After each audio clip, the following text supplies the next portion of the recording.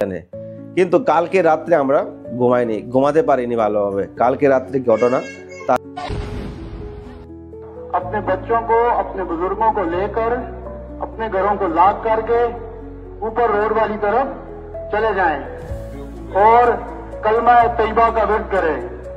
ऐलान ऐलान ऐलान। यार কেন এই যে একটা ক্যান্সার, এই যে একটা ভাইরাস, এই ভাইরাস সারা দুনিয়ার মধ্যে ছড়াচ্ছে। ধর্মের দোয়াই দিয়ে, ধর্মের নাম করে মানুষ হত্যা, ধর্মের নাম করে দেশের মধ্যে আতঙ্ক সৃষ্টি করা। জয় হিন্দ, ভারত মাতা কি জয়, জয় শ্রীরাম, জয় ইন্ডিয়ান আর্মি। সনাতনী ভাই বন্ধুরা, আমরা সবাই জানি যে ভারত পাকিস্তানের যুদ্ধের মুখোমুখি, কিন্তু আমাদের ভারত চায়নি যুদ্ধ করার জন্য। আমাদের মোদিজি উনি বলেছিলেন যে আতঙ্কবাদী যারা রয়েছে তাদেরকে মাটির সঙ্গে মিলিয়ে দিবে, কিন্তু আমরা অনেকেই অনেক রকমের বাজে মন্তব্য করেছি। সময় চলে যাচ্ছে, মোদি কবে কি করবে, হচ্ছে না এখনো। সেই মকডেনের নাম করে মোদি 7 তারিখেই আতঙ্কবাদীদেরকে 9 জায়গায় হামলা করেছিল। কিন্তু তারপরও আমাদের মোদিজি, আমাদের সরকার বলেছিল যে আমরা যুদ্ধ চাই না, আমাদের আতঙ্কবাদীদেরকে শেষ করার প্রতিশোধ নেওয়ার ইচ্ছা ছিল, আমরা প্রতিশোধ নিয়েছি। এবার যদি তোমরা পাল্টা लेकर अपने घरों को लॉक करके ऊपर रोड वाली तरफ चले जाएं और कलमा तैयबा का विर्द करें। ऐलान ऐलान ऐलान। एक जरूरी ऐलान समाअत फरमाएं। तमाम एहलियाने मोहल्ला के लोग के ऊपर रोड वाली तरफ चले जाएं, क्योंकि ये कुछ अदारों का हमें हुक्म है कि आप अपने इस आबादी को यहाँ से थोड़ी देर के लिए शिफ्ट करें। बहुत बहुत शुक्रिया। আঘাত করো, তাহলে কিন্তু সেটার পরিণাম ভয়াবহ হবে। কিন্তু পাকিস্তান একটা জিহাদি দেশ, তাদের রক্তের মধ্যে জিহাদ বসে আছে, তো তারা কি শুনবে?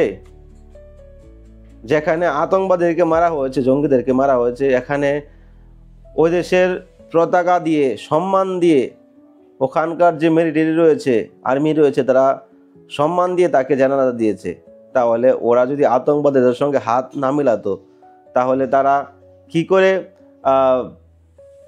করে বলে যে আমরা আতঙ্কবাদের সঙ্গে নই? কিন্তু পাকিস্তান একটা আতঙ্কবাদী দেশ, জঙ্গি দেশ, সেটা সবাই জানে।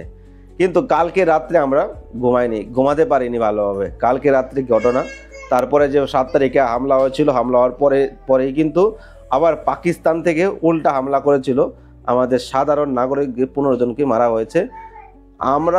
আমাদের টার্গেট ছিল শুধু আতঙ্কবাদীদেরকে মারা, কিন্তু ওখানে কিন্তু পাকিস্তানের যেই আর্মি ছিল তারা সাধারণ আমাদের ইন্ডিয়ান লোকদেরকে মেরেছে।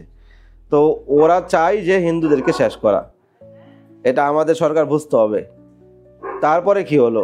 কালকে রাত্রে ঘটনা, কালকে রাত্রে পাকিস্তান থেকে চায়না সেই 2 নম্বরের যেই মালগুলো রয়েছে, এই জিনিসগুলো দিয়ে আমাদের ভারতকে অ্যাটাক করার চেষ্টা করেছিল 15 জায়গায় ড্রোন দিয়ে।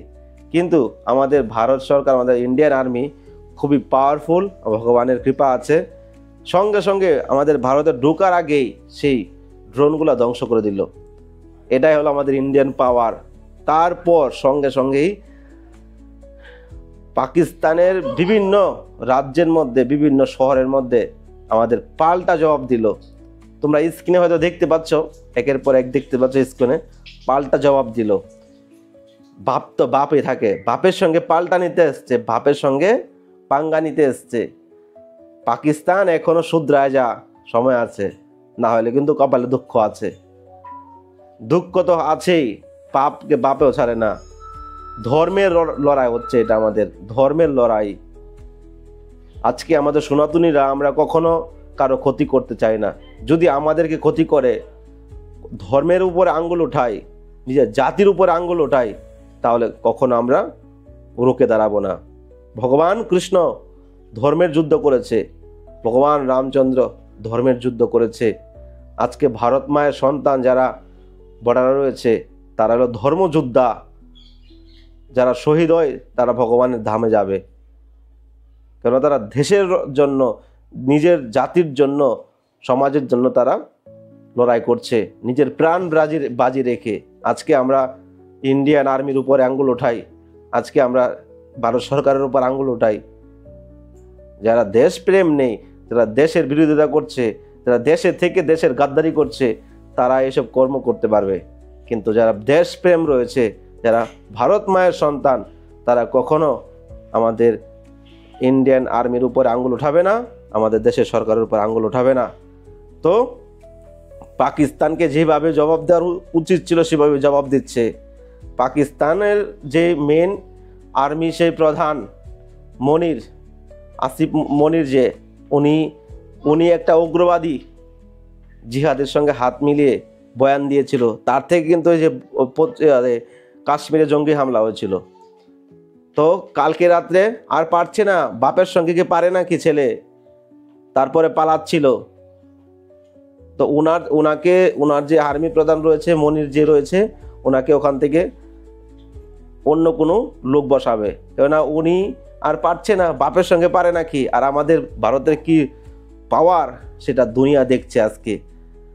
আপনারা চিন্তা করুন যে আমাদের যদি আজকে ভারত সেনা আর্মি যদি না থাকতো, 15 জায়গা টার্গেট করে ভারতে হামলা চালিয়েছিল, সঙ্গে সঙ্গে ড্রোনগুলাকে ঠাস ঠুস করে দিওয়ালি ফুটিয়ে দিল,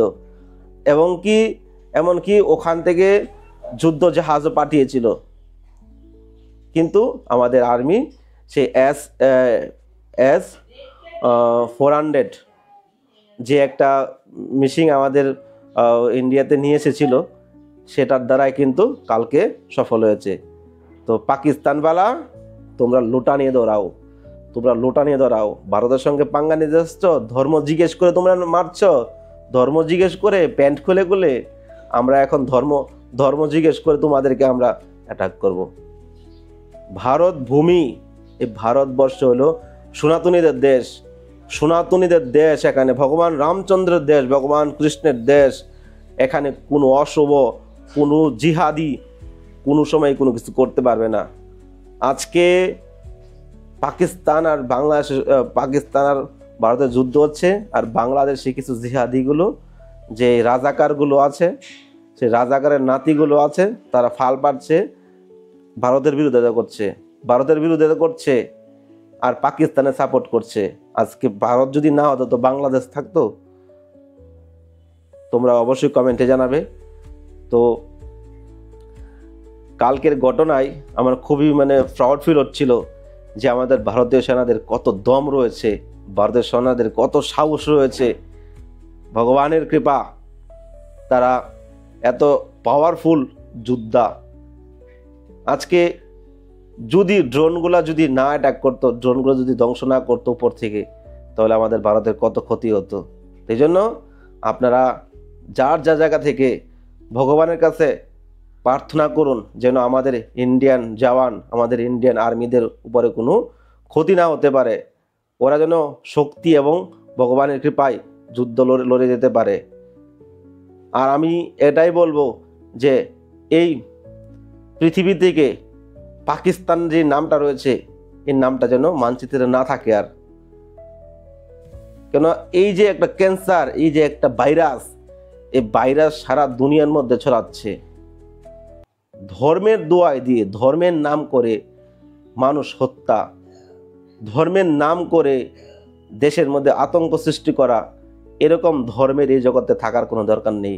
যে কোরআন পড়ে তারা জিহাদ করছে, সেই কোরআনের যে পৃষ্ঠা রয়েছে, এই পৃষ্ঠাটা চিরে ফেলে দেখ। কারণ এই যে মাদ্রাসা থেকেই আমাদের দেশের মধ্যে, আমাদের ভারতবর্ষে কত হাজার হাজার লক্ষ লক্ষ মাদ্রাসা খুলে বসে আছে। ওখানে কি হচ্ছে? এসব পড়ে জিহাদ হচ্ছে, জিহাদগিরি করছে। হিন্দু মানে কাফের, হিন্দুর মাঝে যে একটা দুষ্পন্নতা, শত্রুতামি, এটা তাদেরকে ছোটবেলা থেকে শিক্ষা দেয়। এই জন্য এখানকার যে জিহাদি রয়েছে ভারতবর্ষে, পাকিস্তান প্রেমী, তারা তাদের গা ফাটছে, মুখে কিছু বলতে পারছে না, তাদের কলিজা ফাটছে, কেন পাকিস্তানে ওদের জাত ভাইকে মারছে। এই জন্য আমাদের দেশে যে জিহাদিগুলো রয়েছে তাদেরকে দমন করতে হবে। তো যাই হোক, ভালো থাকো সবাই। আবার আসবো নতুন নিউজ নিয়ে। আজকেও রাত্রে পাল্টা জবাব হবে, কালকে আমি নিউজ দিব যতটুকু পারি। কি হচ্ছে দেখি। যদি হিন্দু সনাতনী হয়ে থাকো তো সাপোর্ট করে পাশে থাকো।